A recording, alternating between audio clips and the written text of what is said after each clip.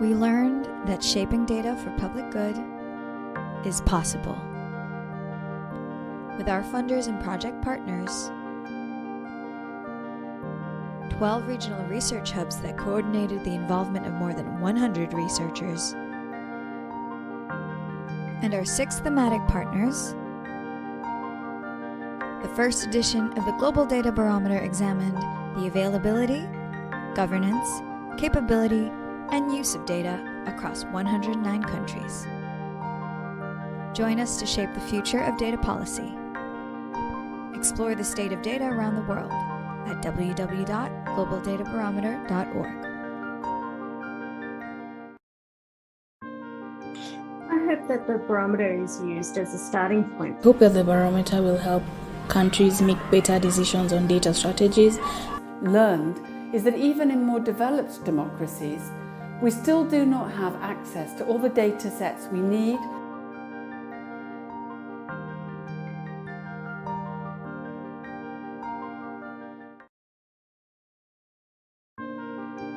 We learned that shaping data for public good is possible. With our funders and project partners, 12 regional research hubs that coordinated the involvement of more than 100 researchers, and our 6 thematic partners, the first edition of the Global Data Barometer examined the availability, governance, capability, and use of data across 109 countries.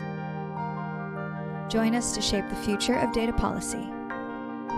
Explore the state of data around the world at www.globaldatabarometer.org.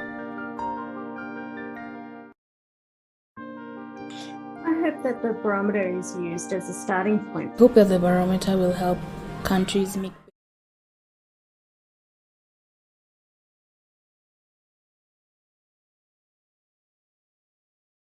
Data Barometer. We will hear today more about how this exercise has been progressing, very exciting news, and hear about the highlights and findings, and also hear from a number of impressive partners and key actors in this space. So overall, we have a very exciting program planned for you today. And thank you for many of you, the interest that you have shown, and for being here with us today. Before we start the program with 2 sets of opening remarks, and then, of course, a very important presentation from on the findings on the Global Data Barometer and a panel discussion to follow, I wanted to just go over some of the housekeeping matters with you. I hope you see the slide that gives you some information on interpretation, and also how that this program is being translated is in English, but it's also being translated into French and Spanish. And if you find this in the control buttons that you have, if you see the interpretation and you click on that, you can actually flip to the language that you prefer to listen to for this program. We have a packed program for you, but we also want to still hear from you on comments and questions. So please use the chat, as I see you are doing very actively. Please use the chat to make any comments or any questions that you have. We will try to attend to them and also take them as feedback for the future programs on GDB. We also wanted to share with you that you can watch this program via YouTube on GDB channel, and in English and in Spanish on ILDA's channel. And if you have any friends that you or colleagues or your network that you want to tweet and inform them, they don't have to register now, they can actually go to one of those channels and watch this program. So let's get on with the program. And I'm very delighted to introduce to you our first speaker, Caroline Ford. Caroline will be doing our opening today. She is the director of the International Development Research Center, IDRC's Democratic and Inclusive Governance, where she leads the innovative research teams working with Southern institutions on inclusive, accountable, and transparent governance, so that everyone can claim their rights and influence the decisions that impact their lives. Caroline, over to you.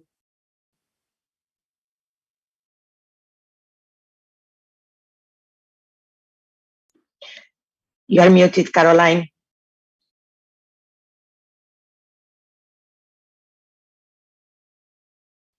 It just wouldn't be 2022 if somebody didn't do that.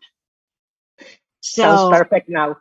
Yes. So there you go. So thank you very much for the introduction, Shaida. And hello, everyone. Bonjour tout le monde. Depending on what part of the world you're joining us from, good morning, good afternoon, or good evening. And thank you for being here. Thank you for joining us today for the launch of the first ever edition of the Global Data Barometer. Now, as you know, an ever-increasing amount of data is produced, collected, and used every single day. And when data is used to inform more inclusive and democratic decision-making, it has the potential to improve lives, transform economies, and help to end poverty. At the same time, we have seen that data can also be used in ways that may entrench inequalities, infringe on individual rights, and undermine democracies. So how do we ensure the responsible use of data for all? More than ever, the world is grappling with the potential positive and the negative implications of the use of data when combined with rapidly emerging digital technologies. Because of this, we need to address critical knowledge gaps in our efforts to build more accountable institutions and to govern data and technology in order to support a more inclusive development. The new Global Data Barometer is a foundational contribution to these efforts. So I'm speaking to you on behalf of IDRC. IDRC invests in high quality research in developing countries, and we share knowledge with researchers and policymakers for greater uptake of this data and evidence and use, and mobilize global alliances to build a more sustainable and inclusive world.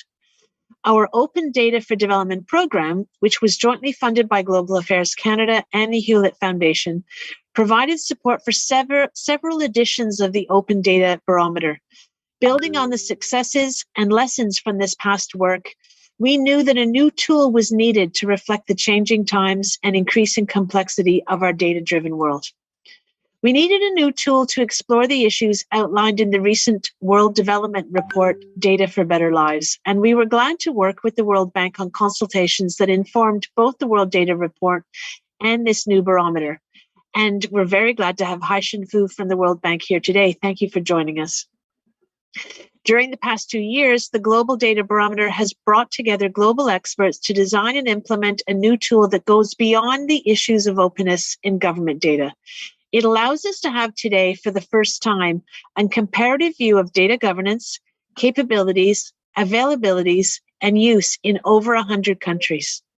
At its core, the barometer is a new global benchmark on the use of data for public good. It provides key knowledge, evidence that can be transformed into practical advice and actions by governments and stakeholders alike. Thematic partners were crucial in the development of the questions and the indicators that reflect international good practices, allowing independent research to take place by a global network of regional hubs.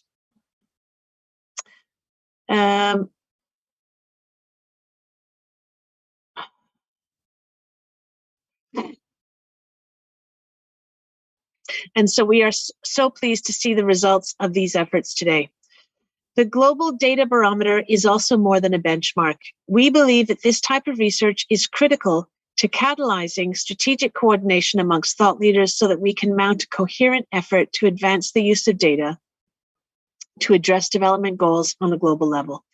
The barometer has provided a unique platform for collaboration that will help us advance on such issues as climate action, company information, health, land, political integrity, public finance, and public procurement.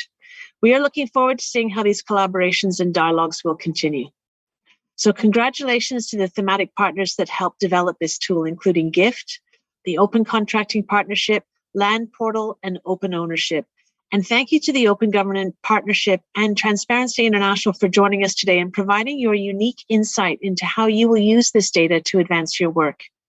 We would also like to congratulate all of the regional the GDB regional partners. We are very keen to continue to explore how these regional research hubs can help strengthen data systems around the world, particularly in the Global South. I'm looking forward to hearing from LDRI, the regional hub in East Africa, on the opportunities to advance this agenda, specifically in the African context. Finally, we would like to congratulate ILDA, a leader institution from the Global South, for its role in coordinating this global project on behalf of the Data for Development Network. We know that this was not a process without challenges. It had to be developed in a world fighting the most significant pandemic in a century. So congratulations to Silvana Fumega and the entire GDB team for your leadership in bringing us to today's launch.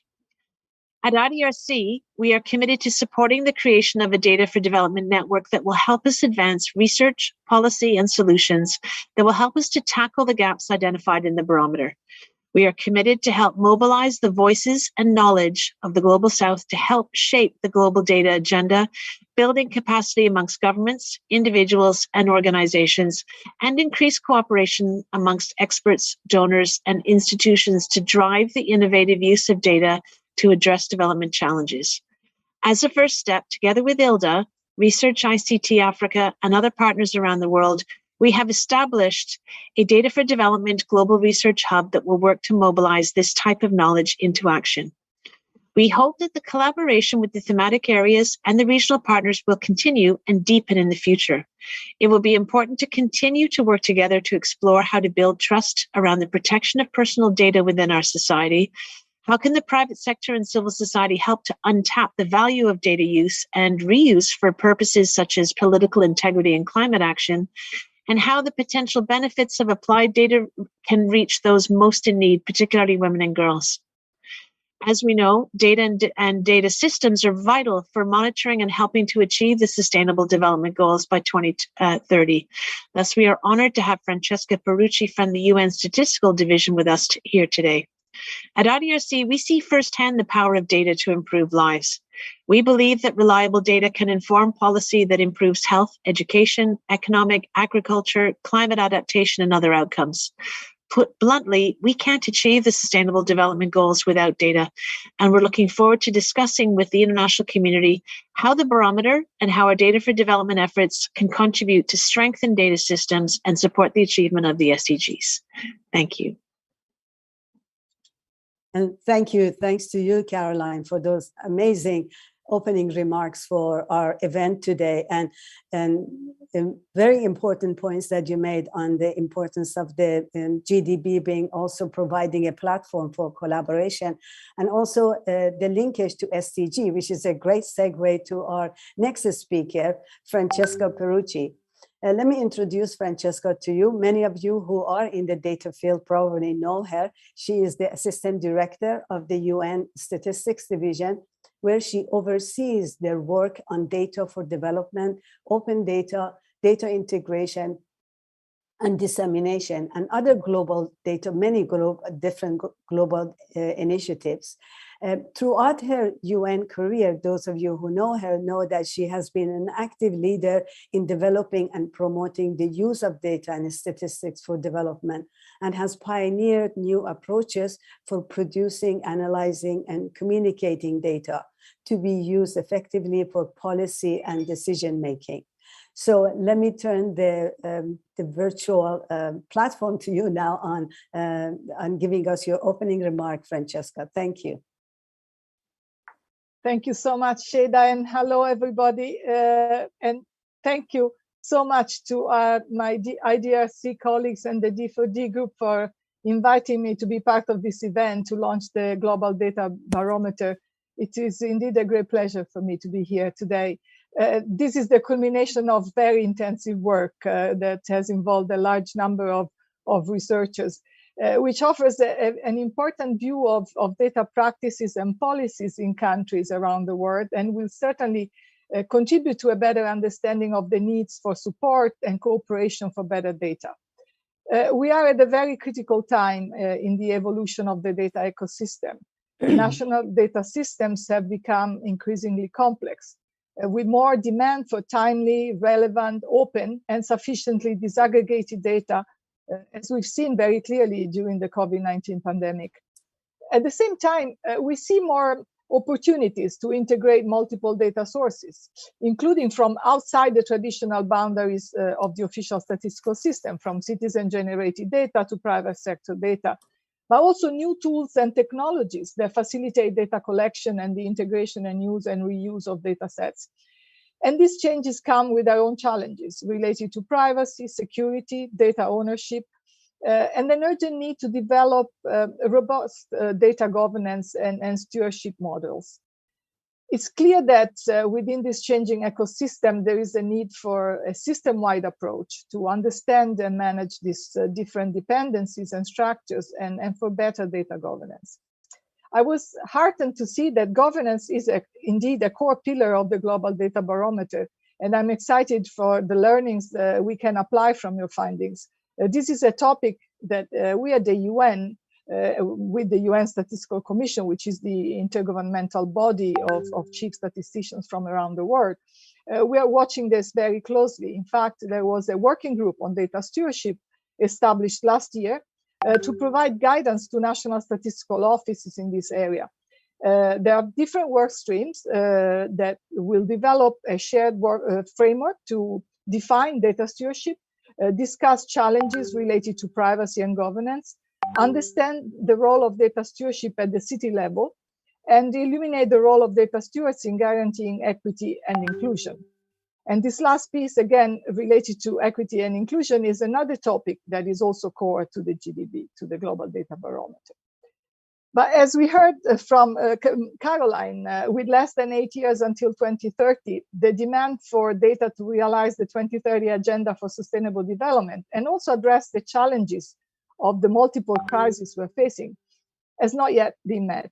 And while data are central to achieving the SDGs, many countries still do not have the resources to produce the data and statistics that are sufficiently accurate, timely, disaggregated, interoperable, easy to use, so that the necessary informed decisions can be made. So why is progress so slow? One of the major barriers is low investment in data and the siloed approach to financing data, which is partly driven by donors. This is why tools like the Global Data Barometer are key, as they help highlight system-wide gaps. They help identify the areas for improvement and investment and good practices that can be scaled up. So we've seen that capacity monitoring tools like such as the World Bank SPI, the Odin produced by Open Data Watch are very useful and important in our understanding of the official statistics space. And I'm confident that the GDB's focus that goes beyond official statistics will also help fill critical knowledge gaps. So I'm looking forward to learning more from Silvana's presentation today and the discussion of all the distinguished panelists. And we'll be back at the end of our time together to reflect on our learnings and talk a little bit about the way forward. Over to you, Shada, and thanks again. And thank you. Thanks, Francesco, for your opening remarks, and also the pointing the importance linkages to the intergovernmental work at the UN Statistical Commission and the governance and equity and inclusion, and of course linked to SDG, and how the data barometer could really be a helpful service or helpful input to this work. Now let's go to Silvana's presentation. We've all been waiting for that. Let me introduce, for those of you who don't know, Silvana Fumega. She's the GDB, the Global Data Barometer's project director, as well as the research and policy director for ILDA, the Latin America Open Data Initiative. She has served as a consultant for several international organizations, governments, and civil society groups. And in the past few years, she has focused her work a lot on the intersection of data and inclusion. Silvano, you have a very difficult task ahead of you of taking us through this really super rich amount of information that you have from the result of the GDB, 105-page of report, many websites, many data sets. So you have 15 minutes to take us through that, but not talk too fast for the interpreters, my dear. Thank you. Over to you. Thank you, Shaira. Hello, everybody. Hola a todos y a todas. As Shaira mentioned, it's going to be a difficult task, so please bear with me. I'm going to try to condense 2 years of hard work into 15 minutes of presentation. So I'm going to do my best to give you the main points for you to go into the website and also into the report and check all the results and see for yourself what we've been working for in the past 2 years. So I'm going to share a presentation there. Hopefully everybody can see it clearly. So I'm going to tell you that today we are launching the Global Data Barometer results. I mean, this is the first edition. And let me start by saying that the goal of the barometer is to provide a new benchmark and the key data needed to better understand the state of data for public good around the globe. It draws on primary data from a global expert survey carried out in the middle of 2021, in the middle of the pandemic as well. It was some of the obstacles that we had in this project. And it's also combined with secondary data from trusted sources to generate a range of metrics. As this is a collective effort, I'd like to acknowledge all the people, to the team as well as consultants and organizations that have been part of this project, and without them, it wouldn't be possible to get to this point and to deliver the results today. Specifically, ILDA, as it was mentioned, IDRC, thank you, Caroline, for being here today with us. Also, Fernando Perini, and from the D4D network, also I'd like to thank Stephen Walker, as well as the contribution from UNFPA. I want to acknowledge also the work of the regional partners, the regional hubs, which coordinated more than 100 researchers around the world. And also another key part was played by the thematic partners who provided expertise in the development of modules, as well as for the review and analysis. We also have an excellent group of research advisors, and I can't thank enough to them. You can check their names and just for the sake of time in our website, but I'm really grateful to all of you at the research committee. So just to start, I just want to say that the global data agenda has changed dramatically over the last 10 years. Initially, the main focus was on openness, particularly of public data, under the assumption that better open data would deliver better development outcomes. That's the reason the Open Data Barometer, or ODB, the predecessor of our study, was set up in the first place. Today, we are talking and thinking much more about issues such as privacy, protection of human rights in the development of technological interventions, AI, digital security, inclusion, and data governance within countries and across them. All these topics can no longer be ignored. This increased complexity of the data agenda has at best only been partially reflected in global measurements until now. So in this context, the GDB has been designed to respond to these issues and to fill critical knowledge gaps on how data policy and practice are unfolding in different sectors, regions, and countries around the world.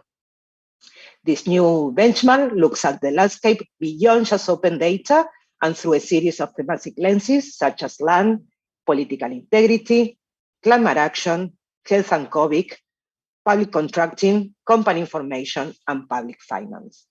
And I'm going to show you here some of the numbers of this first edition. Basically, we have 109 countries, 12 regional hubs, 6 thematic partners, 39 indicators, and more than 60,000 data points. Inside the report and on our website, you'll also find information about more than 1,100 data sets, more than 900 frameworks, and more than 70 open data initiatives. Please visit globaldatabarometer.org to check out all this data and much more. So what is in there? This benchmark looks at data issues through 4 pillars. Those are data governance, capabilities, availability, and the use of impact of data for the public good. The indicators, the 39 that I mentioned before, fit these 4 pillars with 2 core modules, which assess data governance and capabilities throughout a country, and 7 thematic modules. 5 of these revolve around money, accountability, and power, and they were developed in partnership with expert organizations. Those are, for example, political integrity in partnership with Open Government Partnership and Transparency International, public procurement in partnership with Open Contracting, company information in partnership with Open Ownership, public finance in partnership with the Global Initiative for Fiscal Transparency, and land in partnership with Land Portal. There are also 2 pressing issues that are climate action and health and COVID. I'm going to show you a little bit. The main structure is just to give you an idea about what we've been doing and what is the data that we've been gathering for the past 2 years. In order to gather all this data, regional partners hired national researchers who were trained according to our handbook and all the materials we provided. And after the researchers did the fieldwork with the help of coordinators in each of the regional hubs, a review was conducted also with the key support of our thematic partners. All of the data collection and the review process was conducted during the second half of 2021. In spite of that, responses and justifications will be available on our website. You can go there now if you want and check it. And also a feedback channel in order for you to share any comments or questions to help us continue to improve our work moving forward.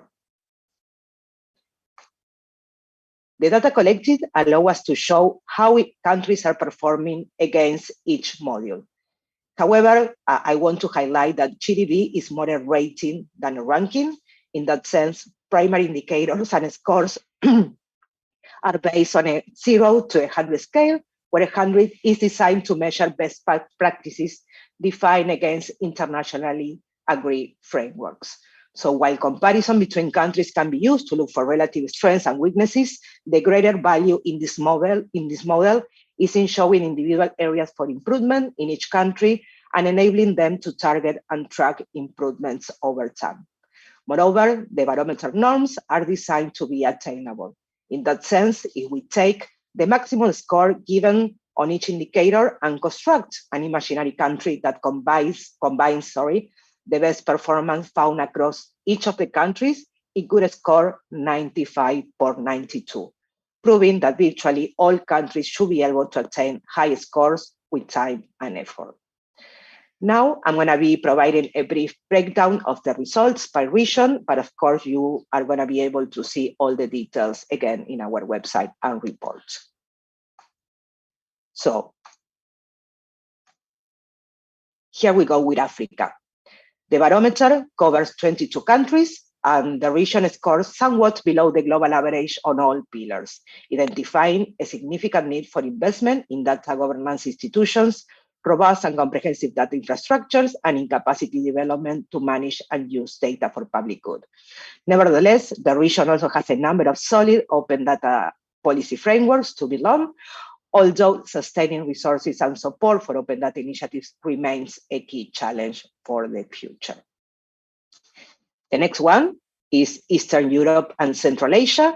Here we cover 15 countries, and the region scores marginally below the global average on the capabilities pillar, with significant variability in where countries stand with regard to data skills, institutions, and the freedom to use data for public good.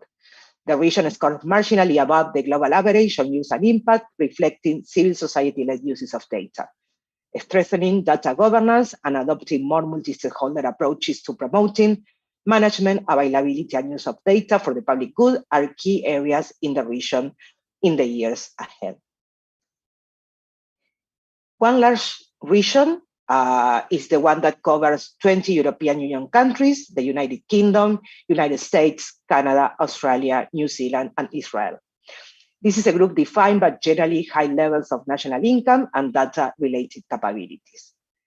Comparable governance scores hide some significant differences between countries, with some of them strong on sectoral rules for data disclosure, while others are stronger on the universal applicability of data protection frameworks. Continued work on data interoperability, improving subnational capabilities, addressing issues of equity and inclusion in data collection and use should be of particular priority for countries in this group. Now we have the Latin American and the Caribbean regions. I mean, these two sub-regions cover 23 countries. And despite the fact that mean scores are lower than the global average on governance and capability, the region has made progress on data availability and use, reflecting in particular the role of community-led open data initiatives.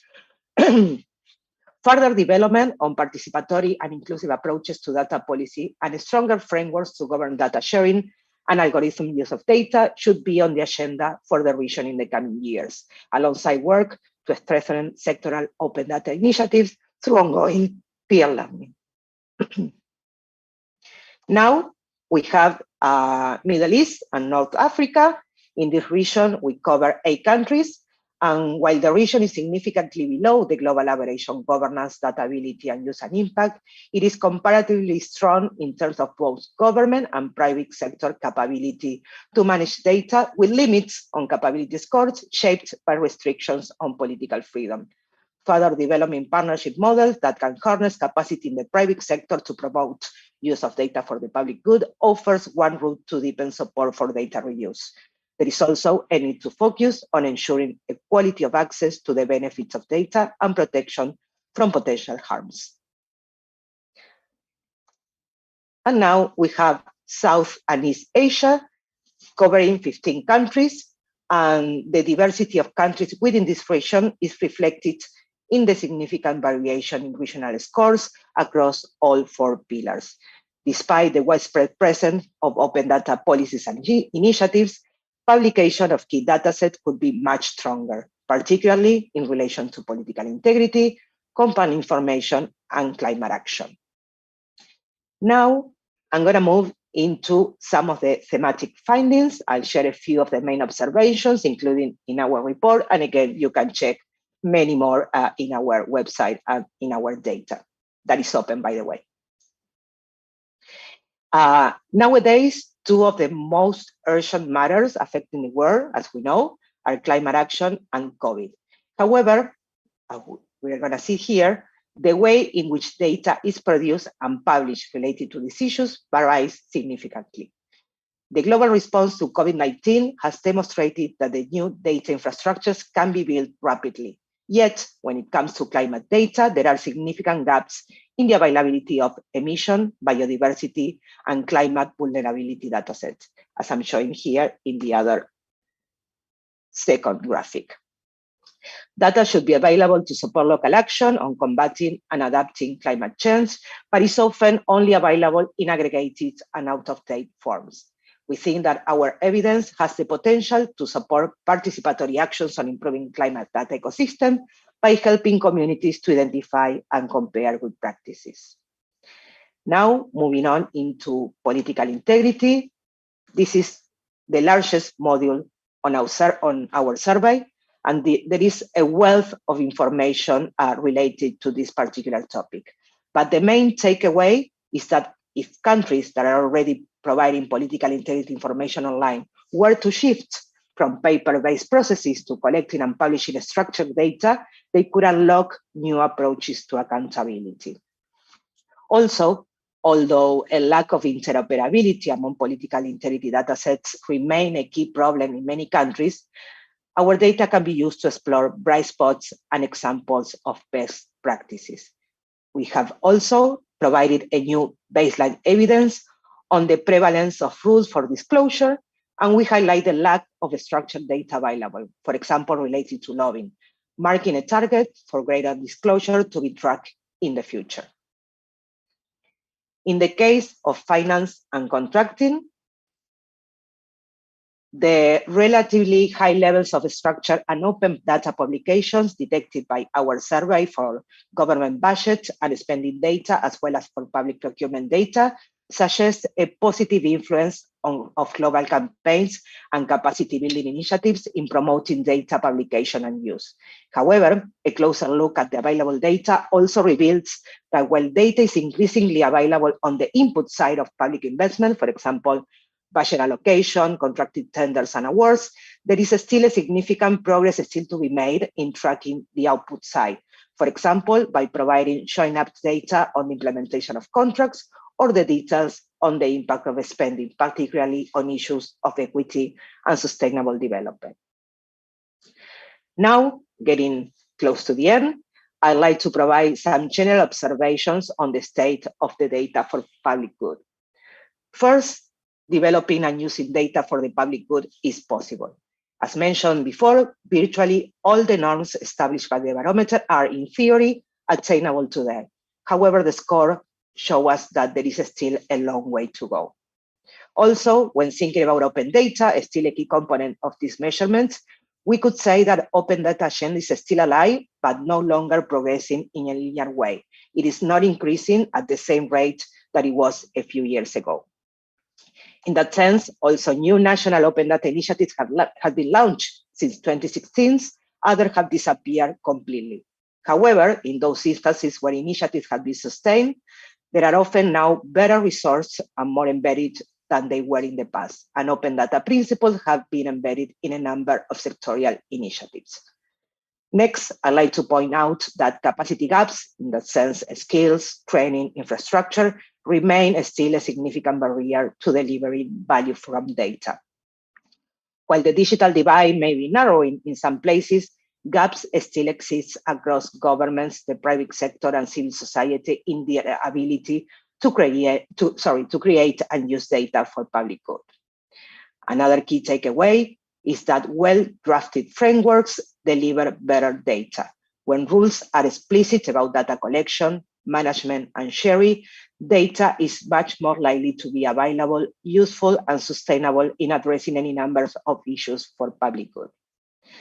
And lastly, collaboration between traditional civil society and civil technologies, or between journalists and private sector application providers, are driving new uses of data that highlight, for example, corruption, promote public integrity, monitor environmental issues, or shape public policy debate.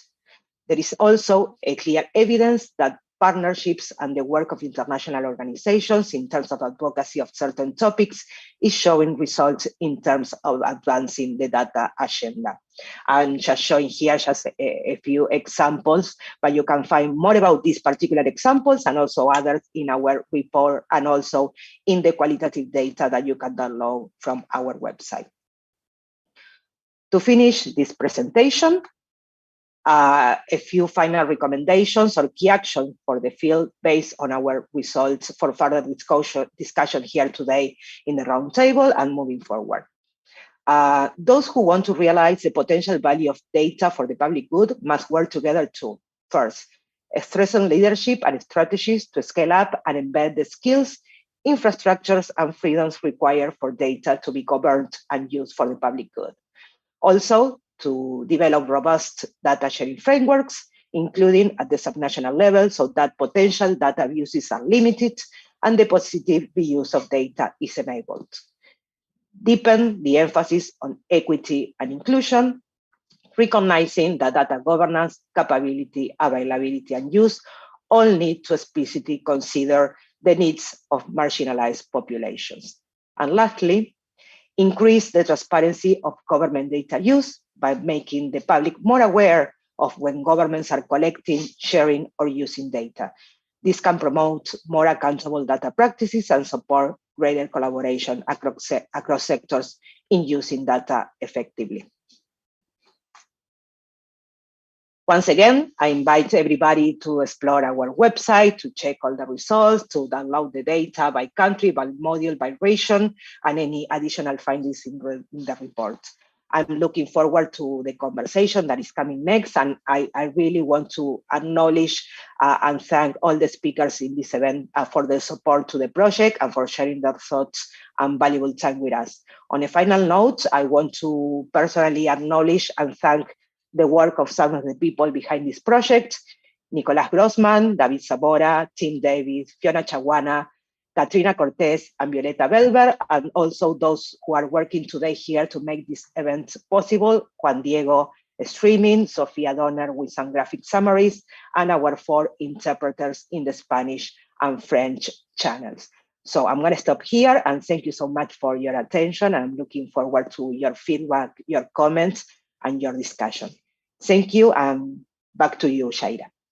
Thank you. Thanks, Silvana, and thanks for this really outstanding presentation, taking us through the GDB in the past couple of years, not only how you manage this work, but also the highlights of the result, but also what the results are telling us in terms of some of your recommendations and the wealth of information you provide. I highly recommend all our audience to actually look up this wealth of information on the report, but also the website, and of course, download the data. And if you are journalists in the crowd, please write about this and try to, entice use of this data. Really important wealth of information available. And I really like your recommendation going forward, Silvana, and that's really good for increasing leadership, increasing the transparency of the data use, increasing the inclusion and equity in data, and really getting more value from the data. And that's really a good segue to our next section, which is a very exciting roundtable discussion with 4 very distinguished speakers that I would present, and then we'll see them each one-on-one, one by one, talking to us in 2 rounds of questions that I would have for them. Our first panelist is Muchiri Nyaga, who's known to many of you in the audience from Local Development Research Institute in Nairobi, Kenya. Muchiri is the co-founder and the executive director of the Local Development Research Institute, LDRI, an action-oriented think tank supporting efforts of African Union member states to take evidence-informed actions to end extreme poverty and hunger and reduce inequalities. LDRI also serves as one of the largest regional research hubs for the GDB. So congratulations to you, Muchiri, for this work as well. The next speaker is Delia Ferreira Rubio, who is the chair of the Transparency International. Very big welcome to her. She is also a member of the Vanguard Committee of World Economic Forum Partnership Against Corruption Initiative, member of board of the UN Global Compact, and co-chair of the Global Future Council on Anti-Corruption of the World Economic Forum. Then we were going to have Hai-Shen Fu, the director of the World Bank's Development Data Group, but unfortunately she had an emergency, cannot be with us, but I'm really delighted to have Craig Hammer in her place. Craig is a program manager with the Development Data Group at the World Bank.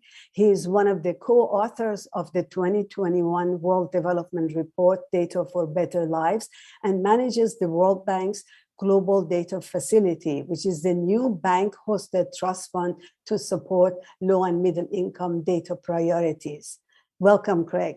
And then we have Joe Foti, who's the Chief Research Officer of the Open Government Partnership, where he leads the analytics and insights team, which is responsible for major research initiatives. He has over a decade of leading research and accountability efforts across a range of sustainable development issues. His most recent major work was as the chief editor of OGP's first global report, Democracy Beyond the Ballot Box. So I will be moderating the panel, and we'll go through 2 rounds of questions. Each round of the question, the panelists would have about 4 minutes to share with us their thoughts. I think I'm going to start with you, Muchiri, if you don't mind, because you've also been a partner with Silvana in the work of the GDB. Muchiri, the question that I have for you is, I'm interested in your unique regional perspective. Could we ask you to give us your sense of GDB exercise and results from an African perspective? And what do you think the applications might be related to the work of LDRI, working on local development issues? Over to you, Muchiri, for 4 minutes. Thank you, Sheda. And thank you, everyone, for everyone who's worked on this, Silvana, the team, and all the support from our partners. This is a seminal moment, I think, in moving and trying to advance the work that we're doing, especially around measuring progress when it comes to data for development. For me, there are a lot of areas where the GDB report has kind of nudged our thinking in terms of what we need to think about going forward.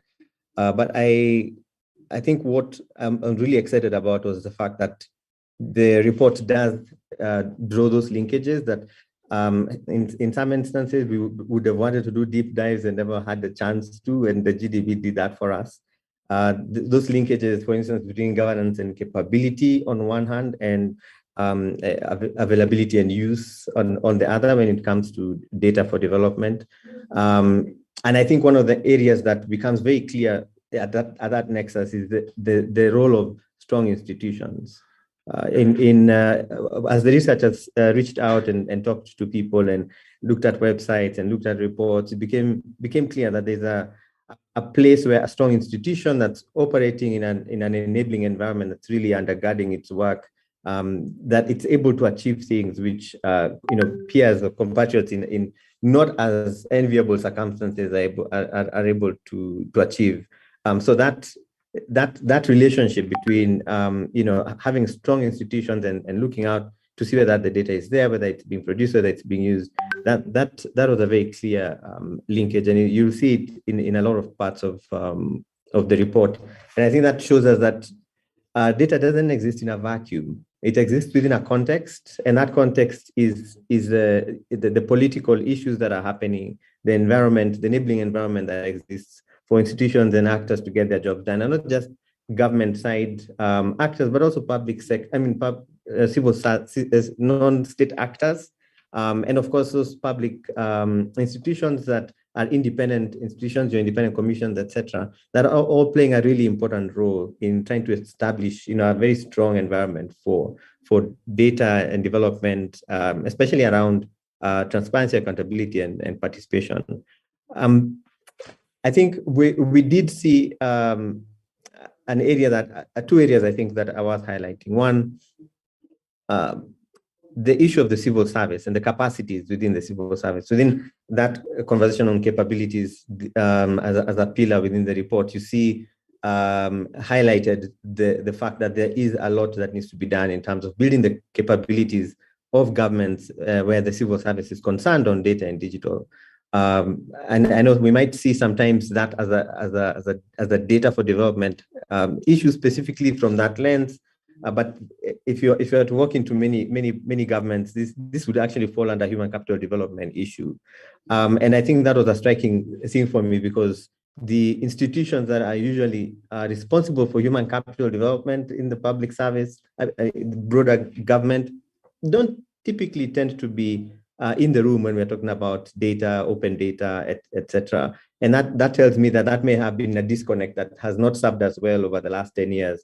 Across African countries, when we're beginning to work on advancing open data. And that, I think, also affects our ability to make sure that we have ring-fenced domestic resources for data capacity and data for development more broadly.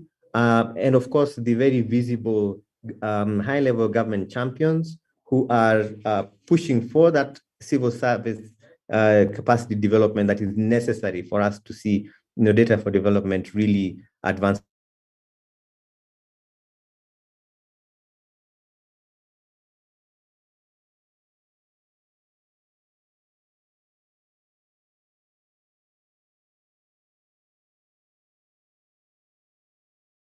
That while we were growing at a steady clip in the early years in terms of how much data, which initiatives are coming online, that clip has slowed to a crawl across the continent, across many parts of the continent. That linkage goes back now to that conversation around capabilities, and I think that is, and governance, which I think that's an area we need to really double down on. If we have the right leadership and the domestic resources are available outside of development partner support, which has been very critical in moving, advancing issues around data and data use on the continent. If once the resources are ring-fenced, they're predictable, they're there, you have a civil service that's able to execute, people who are dedicated in their dedicated resources, the human resources to the open data initiatives. Chances are, as the report points out, those are the ones that we still see are still alive today, still growing, still thriving. But those that weren't able to mobilize that support are middling, and some of them have disappeared. And that's a signal for me in terms of what we now need to start thinking about, going forward. And the GDP does provide us with that sort of a true north in terms of what our programming does need to focus on. In addition to making sure that this time round, as we work on building capacities for data, that we have every part of government, think about a whole of government approach to the issues of data, so that we're not working in silos, we're not continuing those efforts in small boxes, but we are advancing, as a whole of government approach, so that we have the public service, especially the parts that are responsible for capacity development in the room. We have the institutions responsible for access to information in the room. We have the institutions responsible for resources and planning in the room, the national statistics offices, really a lot of those who are really necessary. And I think that is a couple of the ways that I think GDB has really highlighted where we need to put our efforts in the next phase of our work, and provides those of us working on access to information and accountability with that true north to work towards. So I'll stop there for now. Thank you, Shayda. Thank you. Thanks, Wichi. That's tremendously important, particularly as we said for Africa, this linkages and looking at the enabling environment and the need for capacity building and financing. So tremendously important. Thank you for that. Next question I have is for you, Delia. You have a very important perspective that you could bring to this discussion. What can you tell us about how the barometer results sync with Transparency International assessment of the current situation? And how might this new data be useful to you in your work? Over to you, Delia, for 4 or 5 minutes, please. Thank you. Thank you very much, Shayda. And let me start by congratulating Silvana and the team that has been working on this, a big team of researchers. And thank you for inviting Transparency International to be a thematic partner on one aspect that you cover, which is political integrity. For us, political integrity is the access to an exercise of power for the common good. And that is why data and the availability of data is so important for us. Data has to do with political integrity in many, many aspects. Accountability, good governance, democracy, representation, participation, of course, anti-corruption.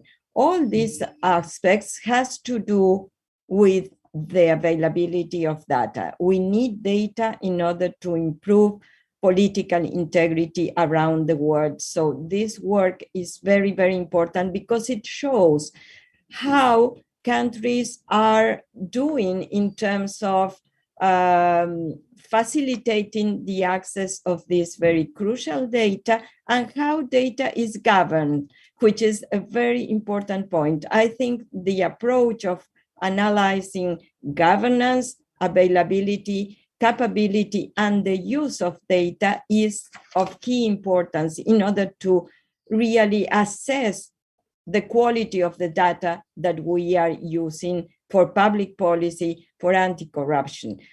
In terms of political integrity, which is the field our team has been working with you, there are 4 very important areas or points that are considered. Lobby, one which is has already been mentioned by Silvana, but also asset declaration, which is key in terms of detecting, preventing, and solving conflicts of interest, undue influence, etc. Also, political finance. Political finance is at the core of the corruption problem in our world. It is the window of opportunity for corruption, and it has to do with all aspects of corruption you can mention and all areas in the use of public and private sector capabilities for the common good. So political finance is one of the key issues here and one of the weakest, as Jorge Valladares from our team has already mentioned in the chat. And the last point is consultation. And that's very important because open data is great, but it's just a tool for better and strong participation. And without participation, we are not going to resolve the erosion of democratic institutions that we are witnessing around the world in these days and the restriction on the civic space. So having all this in account, taken into account, we really cherish the work and the information that this barometer provides us on public integrity. And you know, of course, that data is useful on condition of it to be friendly, accessible, usable, on condition that databases are interoperable. That's key in terms of political integrity. Also, the need to have updated and verified data is central for public integrity. And I like very much the point that Silvana made very clear. This new area of work goes beyond just open data. We are talking here about the need for a proper governance on data and data being used for the public good, but in full respect on human rights, particularly when we are talking now in the digitalization of public decision-making. I'm talking of algorithmic, machine learning, etc., where data is key in order to produce non-biased and non-discriminatory decisions. The team that has been working with the data provided by the barometer at TI is led by Jorge Valladares and John Bruschi, and they have they still are working on the analysis of the huge amount of data available on public integrity. But one thing I would like to highlight, and with this I will end now, is one important thing is the huge gap which in many regions are between governance, performance, and availability.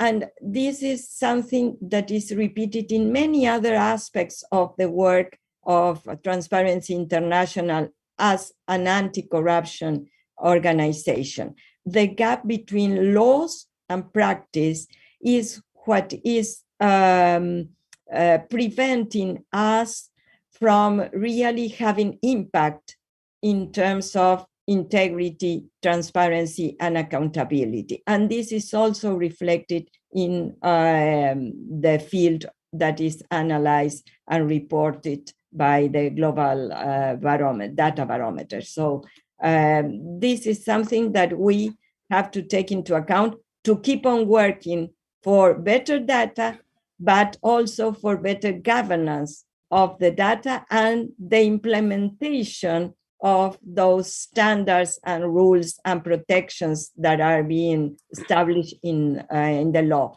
So I will stop here and come back later. Thank you very much. Thank you, Delia. The very important point, and thanks for sharing your perspective from the Transparency International.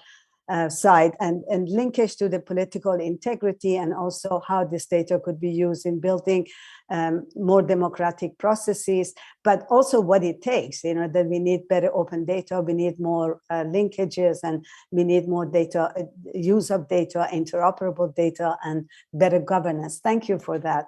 Now, let's move to Craig. This is Craig, you also bring a very important perspective here from the publication of last year's World Development Report, Data for Better Lives. It had a huge influence on the development of the Global Data Barometer. How do you see the barometer as contributing to the observations and recommendations of the WDR? Over to you, Craig. Thanks, Shida, and thanks to all for the opportunity to participate today. As Shida had mentioned, I'm joining on behalf of my colleague, Haishan Fu, who very much wanted to be here. Let me first congratulate the Global Data Barometer team and the global partners for this major undertaking. And we're really, really pleased that the 2021 World Development Report, Data for Better Lives, played a role in the development of the GDB. We can see a clear line of sight complementarity between the purpose, ethos, and several findings of the Global Data Barometer report and the 2021 World Development Report on Data for Better Lives, as well as other key World Bank data initiatives. And it's great to see that harmony. This is great news for several reasons. So just a quick word on the World Development Report. Many of you know that the World Bank's flagship report is the World Development Report. And what makes it important and special is that it's more than just an annual report. Each World Development Report enshrines a position that the bank is taking on a crucial global issue, and which will inform and shape the kind of support that the World Bank provides moving forward in the coming years. And so it was just about a year ago that the World Bank launched the World Development Report 2021, Data for Better Lives, which was the first ever World Development Report that focused on the role of data for development. And it sets out this concept, the social contract for data. It's an aspirational state of affairs that we're now working toward, wherein governments and citizens are linked together in a reciprocal relationship that's underpinned by the effective and responsible production of data, analysis of data, and use of data. And the World Development Report emphasizes that, or defines the building blocks of this social contract as three things: value, equity, and trust. These are clear in the ethos and the development of the Global Data Barometer. By value, we mean that economic and social value comes from sharing, reusing, and combining data sources to generate greater insights. By equity, we mean that data production, data infrastructure, and data-driven policies and decisions must ensure that the needs and priorities of impoverished, marginalized, and historically underserved people are identified and met, so that benefits don't exclusively flow to elites. And by trust, we mean that all data collection, analysis, management, and use, as well as the data infrastructure being used, must be trustworthy in every sense of the word. Every effort must be taken to protect these processes from misuse and to avoid discrimination or capture. We recognize each of these values in the development of the Global Data Barometer. And we welcome opportunities for alignment and coordination in deploying the barometer with related relevant tools and processes, which we'll talk about in a minute, to generate as much value as possible for World Bank client countries. The barometer also closely aligns with one of the key strategic priorities of the World Bank's Development Data Group, where I work, that we like to call open data, open code, open knowledge. Just like the World Bank's data publications and data sets, all the evidence gathered by the barometer is published alongside the report as open data, which supports further research and analysis in the spirit of openness and reproducibility. This is extremely important for creating and spreading a culture of transparency and accountability around data, with an emphasis on showing our work and enabling auditability as well as reproducibility. This is another way that the Global Data Barometer and our efforts are increasingly aligned. The bank, for example, is increasingly opening our own computations. For example, we just launched something called the Poverty and Inequality Platform. We've been publishing something called the SDG Atlas. And there are other efforts, for example, which are making available as open source code and the code for all statistical calculations and methodological decisions as several key data products on GitHub. Being able to look at the underlying code to check how the bank calculates global poverty estimates and being able to propose improvements is extremely important. Being able to find definitions for every indicator and clear documentation about every methodological decision, input data, survey metadata, and enabling the public to perform their own computations directly on the microdata that underpins this analysis and estimates is extremely important. More efforts like this are on the way. I'll keep my remarks short, but we're very glad that the Global Data Barometer is helping to lead by example. Thanks.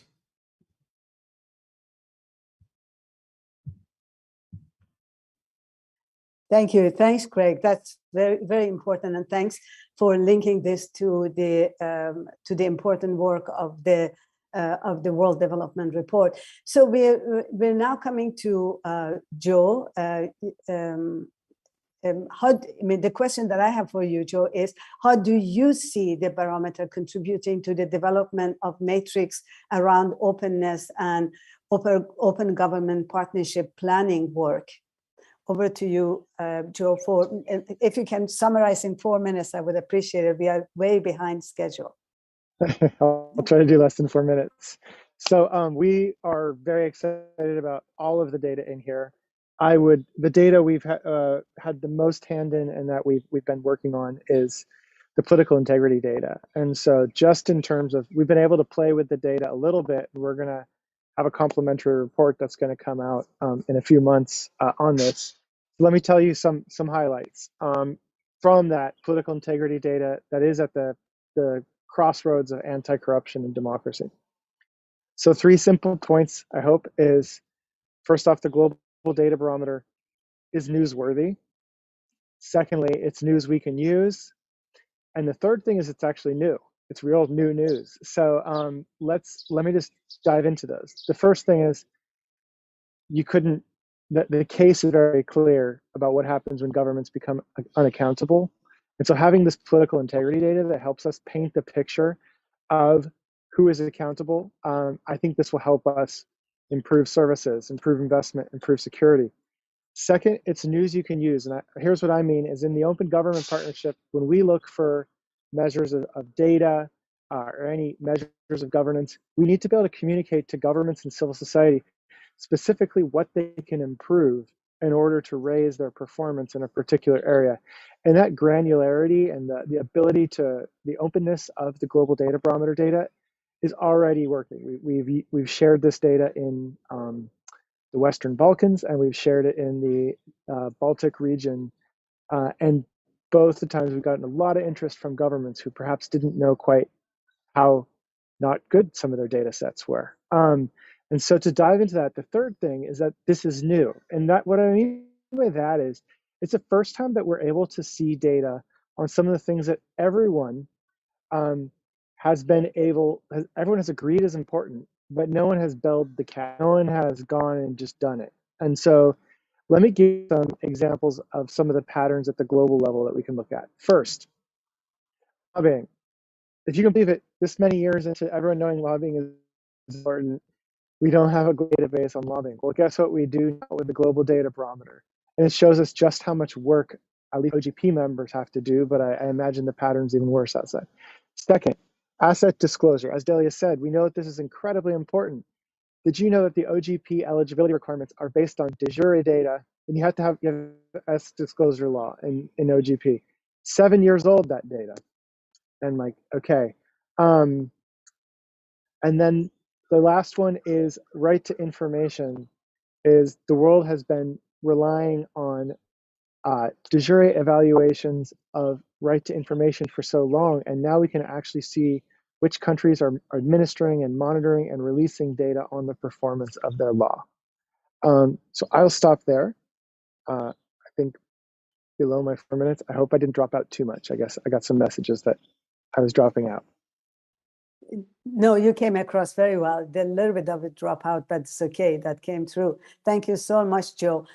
I have second round of questions, but we are way behind the schedule. So I was wondering if I could just ask one question from all the panelists, and then we go one by one about their future vision and the longer term as how they see the work of the barometer and the use of the data barometer from their perspective, and what are some of the sort of recommendations or suggestions you have. So Muchiri, and we will probably have to do 1 minute flash on each speaker, maximum 2. Muchiri, I start with you. Can you give us a little bit of future perspective on the barometer from your point of view? Over to you, Muchiri. Thank you, Sheda. So that the two specific areas that come to mind. One, I see the GDB's work really complementing the work of the Open Government Partnership. Hi, Joe. And I think one of the reasons, just looking at the results for the African countries and looking at the areas the areas that were ranking weakest, a lot of those are anti-corruption related areas. In fact, save for 2 countries, everyone else had issues around public finance or public procurement or assets. And that it does give us a direction that the multi-stakeholder community working on open government in those countries can really depart with and say, this is something we need to do something about because we now have the data to measure the extent to which we're making progress. And the second area I see a very close correlation and probably informing the work of the barometer, even at a regional basis, is digging a bit deeper down and looking at the frameworks that's required to be more data aware that are not. We have now good success with access to information, but are there other areas, other laws, other frameworks that require to be more data aware, and they are not? Silvana said something very important. If the framework, if there exists a framework, a policy, some kind of a strategy that requires for data to be published, you're more likely to have that data being more available, the right quality, and probably being available more frequently than if it's not. So I see that really close correlation and partnership going forward. And I know I probably crossed into 120 seconds, but I shall stop there. Fantastic. And we'll hear from Joe again, too. So staying with this futures theme, Delia, turning to you, what is your suggestions or recommendations or thinking of going forward? Very briefly, I have 3 suggestions. Number 1, we should work together, all of us, in order to push for stronger international standards on data governance and availability, and to have better and stronger information sharing mechanisms, not only at the local national level, but also international. In terms of fighting corruption, this is great. We have to push governments in different countries to invest more in oversight. The mandated agencies having a mandated agency is one of the issues that can make a difference. So we need to invest in oversight engineering to have proper budgets, proper technical tools, and the capacity on human resources that they use. And the third one is that we should also encourage the use of data, not only by decision makers, but also by journalists, civic society, and citizens, just as that. We need to use the data in order to make it stronger as a tool for public good. Excellent comments, Delia. Thank you so much. I'm glad we are recording this session because I want to go back and listen to what you just said again and again. That's very important. All 3 elements.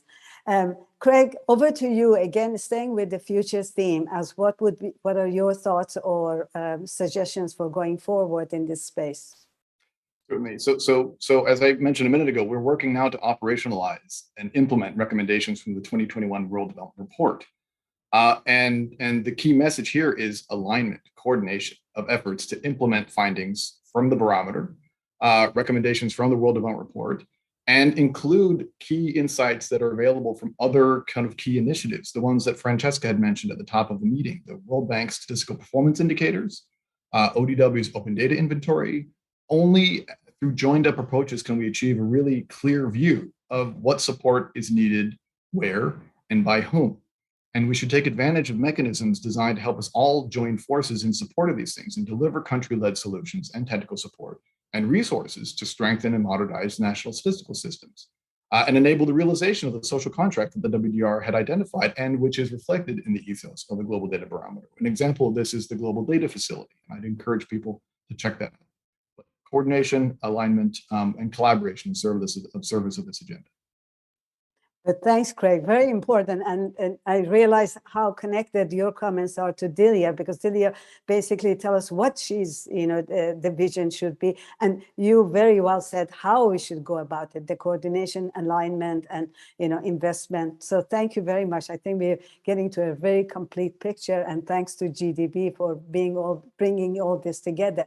Joe, you will have the last word of the panel. Again, staying with the future theme, and you have a challenge from Muchiri for getting OGP to be a bigger platform for this work. So what do you think? How can we take this forward? Yeah, I'll try to keep it really simple and maybe just some advertisements, or stay tuned for the sequels. Number one, we're putting together regional fact sheets based on this data for people who are working at the regional level to work with, building off of our collaboration with TI and the Global Data Barometer team. Second, we're going to have country by country reports that really dig deeper down into the data, because sometimes, we had to buy new laptops to be able to process the number of data points that they had here. And we have regional meetings coming up all around the world with OGP, where we will be presenting this direct information directly to governments and civil society activists who work in those areas. And my hope is that we're able to get them to put this on their agenda. Last two things, of course, are we have the Summit for Democracy. This stuff fits in really great with Summit for Democracy. It's doable, it's actionable. I hope that we start seeing this in some of the Summit for Democracy commitments and actions for this year of action. And I will leave it at that, but we want to work with folks at that level of getting these things implemented. And the last thing would be for funders, please fund another round of this at least, so that we can see if any progress is being made over the course of the next several years as we try to put our shoulder to the wheel for this. Thank you. Thanks, Joe. And as you said, lots of opportunities through OGP that we could take this work forward. Thanks to you and also to OGP and all the work you have done.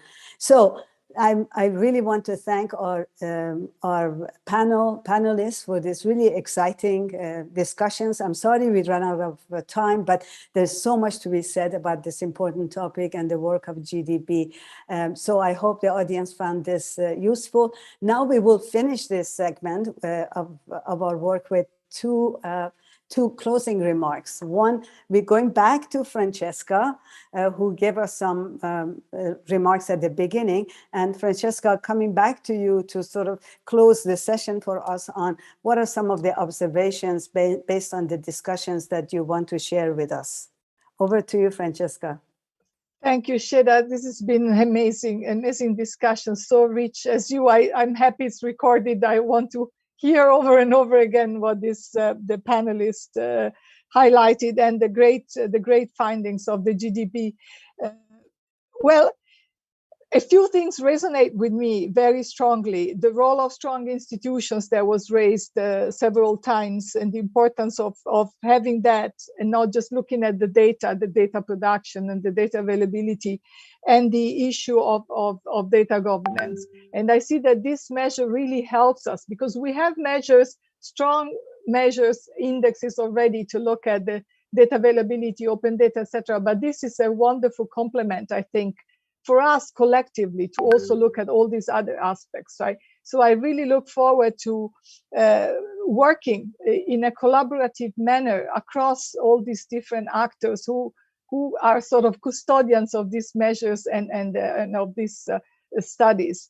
And as Joe was saying, the Global Data Barometer is news that you can use, right? It's a measure that we can use to communicate this, the importance of data governance, the strong institutions, etc.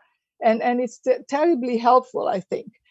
But as Craig was saying, keywords here are collaboration, coordination, and alignment. So we need to use, I think, this opportunity today of this launch as the beginning of a new conversation where we can really work together so that these measures that we have can be somehow integrated, and we can align our messages and have a strong voice when it comes to advocating for what needs to be done in countries and globally, and also when it comes to highlighting the gaps and understand, what needs to be done in countries with low capacity, and have strong messages, to the donor community, to all the partners. So my sort of call today is to really to strengthen this conversation, continue to work together and on the implementation and use of these measures to improve the financing of data, the governance, and the capacity overall of statistical systems in countries.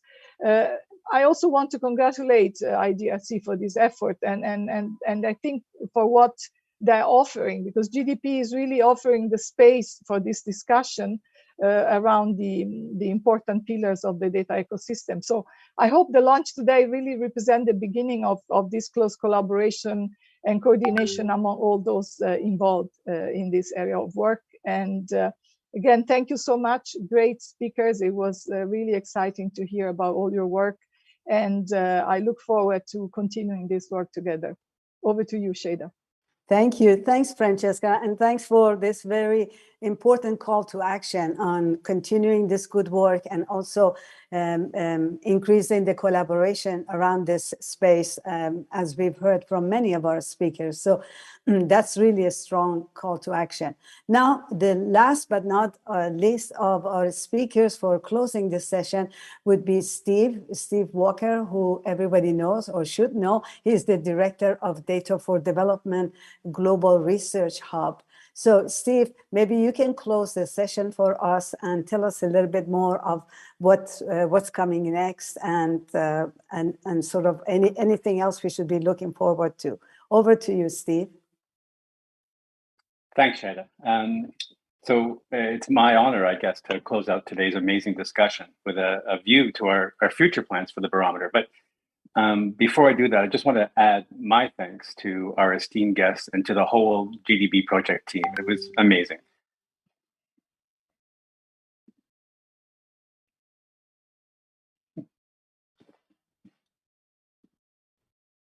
That's better. We can see you now.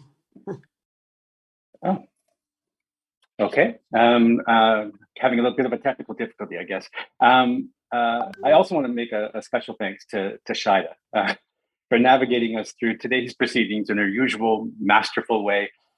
Thanks very much. For the D4D network, the barometer is the first major release in an ongoing effort to close the global knowledge gap around the use of data to address development challenges, while simultaneously addressing inclusiveness and ethical concerns around the potential misuse of data.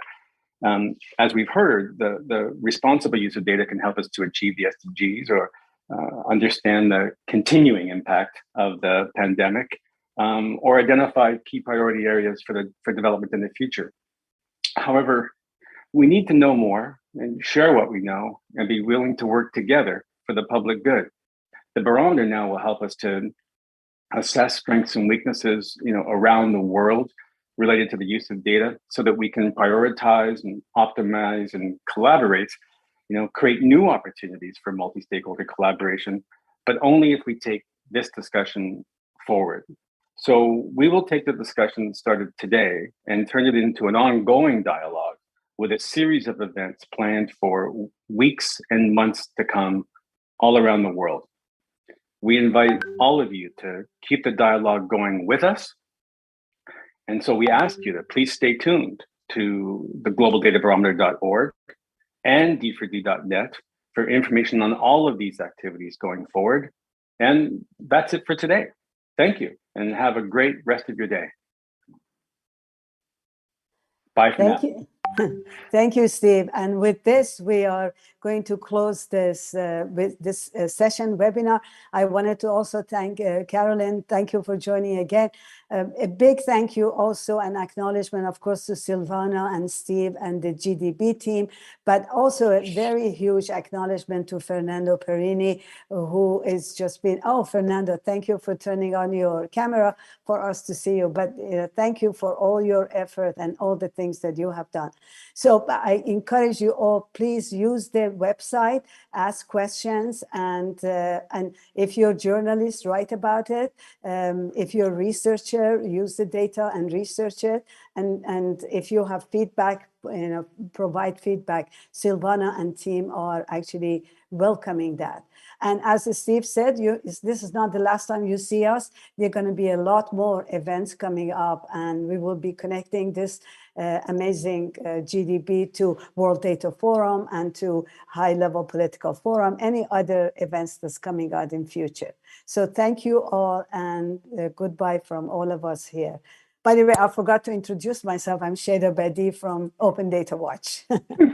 Thank you all. Thanks very much. Bye.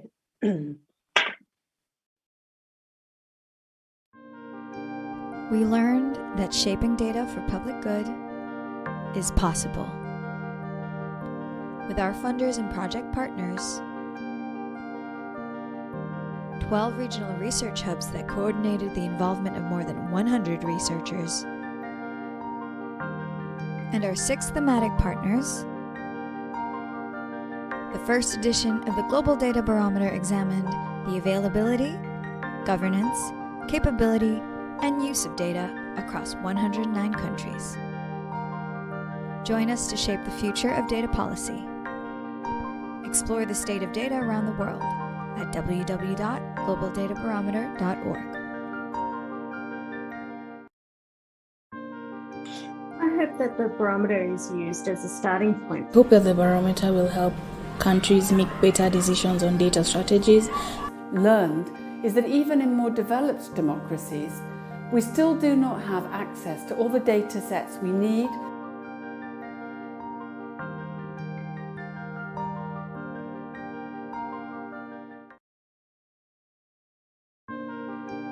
We learned that shaping data for public good is possible. With our funders and project partners, 12 regional research hubs that coordinated the involvement of more than 100 researchers, and our 6 thematic partners, the first edition of the Global Data Barometer examined the availability, governance, capability, and use of data across 109 countries. Join us to shape the future of data policy. Explore the state of data around the world at www.globaldatabarometer.org. I hope that the barometer is used as a starting point. I hope that the barometer will help countries make better decisions on data strategies. Learned is that even in more developed democracies, we still do not have access to all the data sets we need.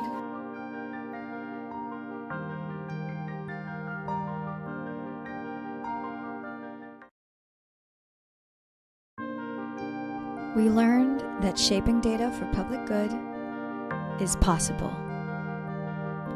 With our funders and project partners, 12 regional research hubs that coordinated the involvement of